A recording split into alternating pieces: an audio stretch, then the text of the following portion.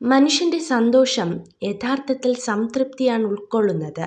അസംതൃപ്തനായവൻ എത്ര കൈവശമുണ്ടെങ്കിലും അവന്റെ ആഗ്രഹങ്ങൾക്ക് അടിമയായിത്തീരുന്നു. നിങ്ങളുടെ അറിവിൽ ഒരു വിഡ്ഢിയായിരിക്കുക, നിങ്ങളുടെ വിഡ്ഢിത്വത്തിൽ അറിവുള്ളവനുമായിരിക്കുക. നിങ്ങൾ സൗഹൃദത്തിലാണെങ്കിൽ ഈ പ്രപഞ്ചം മുഴുവൻ നിങ്ങളോട് സൗഹൃദത്തിലായിരിക്കും. നിങ്ങൾ യുദ്ധം ചെയ്യുകയാണെങ്കിൽ ഈ പ്രപഞ്ചം മുഴുവനും നിങ്ങളോട് യുദ്ധം ചെയ്തുകൊണ്ടിരിക്കും. നമുക്ക് വേണ്ടി ഒന്നും ചെയ്യാനായില്ലെങ്കിലും നമ്മളെ സന്തോഷിപ്പിക്കാൻ സ്നേഹിക്കുന്നവർ ചെയ്യുന്ന ശ്രമങ്ങൾ മാത്രം മതി മനസ്സ് നിറയാൻ, അതൊരു വാക്കിലൂടെയാണെങ്കിൽ പോലും. ഇടയ്ക്കിടെ കണ്ണുനീർ തുടയ്ക്കുന്നതിന് പകരം നിങ്ങളുടെ കണ്ണുനീരിന് കാരണമായവരെ ജീവിതത്തിൽ നിന്നും മാറ്റി നിർത്തുക.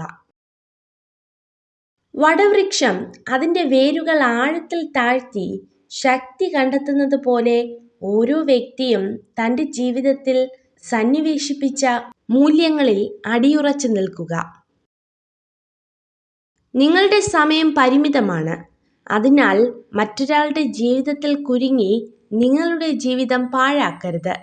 മറ്റുള്ളവരുടെ ചിന്തകളിൽ അകപ്പെട്ട് അതിൻ്റെ പരിണിത ഫലങ്ങളുമായി ജീവിക്കരുത്. വെളിച്ചമുള്ളിടത്ത് നിൽക്കാൻ എല്ലാവർക്കും കഴിയും. നിൽക്കുന്നിടത്ത് വെളിച്ചം പകരാൻ ഉള്ളിൽ ജ്വാലയുള്ളവർക്ക് മാത്രമേ സാധിക്കൂ. ബന്ധങ്ങൾ കാത്തു സൂക്ഷിക്കുന്നതിനേക്കാൾ മികച്ചതായി മറ്റൊന്നുമില്ല. നിങ്ങൾക്ക് എല്ലാം നഷ്ടപ്പെട്ടെന്ന് തോന്നുമ്പോൾ നിങ്ങൾ ഒരു കാര്യം മറക്കരുത്. മരങ്ങൾ എല്ലാ വർഷവും ഇല പൊഴിക്കും, എന്നാൽ നാളുകൾ കഴിഞ്ഞ് പുതിയ ഇലകൾ കൊണ്ട് സമൃദ്ധമാകും. സ്നേഹം ചോദിച്ചു വാങ്ങാനുള്ള ഒന്നല്ല. ചോദിച്ചു വാങ്ങുന്നതിലൂടെ അതൊരിക്കലും നിങ്ങൾക്ക് ലഭ്യമാകുന്നില്ല. സ്നേഹം കടന്നു വരുന്നത് നൽകുന്നതിലൂടെയാണ്. ചെയ്തു കഴിഞ്ഞ കാര്യങ്ങളെക്കുറിച്ച് സംസാരിക്കുന്നത് അനാവശ്യമാണ്. കഴിഞ്ഞുപോയ കാലത്തെക്കുറിച്ച് കുറ്റപ്പെടുത്തുന്നത് മണ്ടത്തരവും. വിജയം എന്നത് യാദൃച്ഛികമല്ല.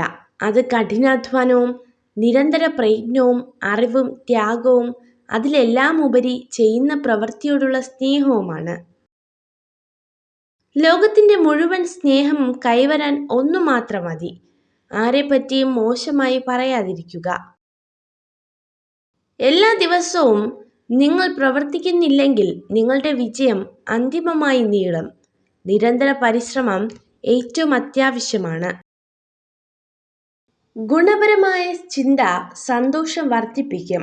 ദുഷ്ടചിന്തകൾ മനസ്സിൻ്റെയും ശരീരത്തിൻ്റെയും ആരോഗ്യം ക്ഷയിപ്പിക്കുകയുള്ളൂ.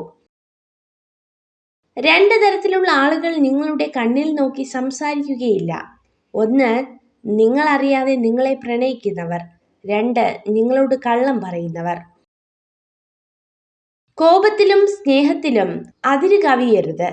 ശത്രു ഒരു നാൾ മിത്രവും മിത്രം ഒരു നാൾ ശത്രുവുമായേക്കാം. നിങ്ങൾ ഈ വീഡിയോ കണ്ടതിന് നന്ദി. ഇതുപോലുള്ള കൂടുതൽ വീഡിയോകൾക്കായി ചാനൽ സബ്സ്ക്രൈബ് ചെയ്യൂ.